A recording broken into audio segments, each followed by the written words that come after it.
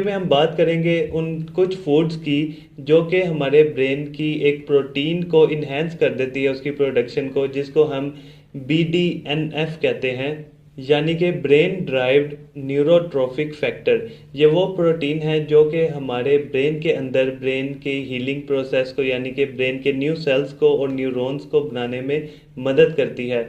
इस प्रोसेस को हम न्यूरोप्लास्टिक कहते हैं। अब हमने वो फूड सेलेक्ट करने हैं जो कि हमारे ब्रेन के न्यूरोप्लास्टिक फंक्शन को इन्हेंस कर रहे हैं, यानी कि ब्रेन की हीलिंग कर रहे हैं। जब हमारे ब्रेन की हीलिंग इम्प्रूव होगी तो फिर जब हम एक्सरसाइज साथ साथ करेंगे तो हमारी रिकवरी ज़्यादा फास्ट हो जाएगी। हम खुराक के साथ और एक्सरसाइज के साथ अपने फालिज के मरीज़ की रिकवरी को फास्ट कर सकते हैं। इसलिए कहा जाता है कि फालिज की जो मेडिसिन है वो उसकी खुराक और उसकी एक्सरसाइज ही है।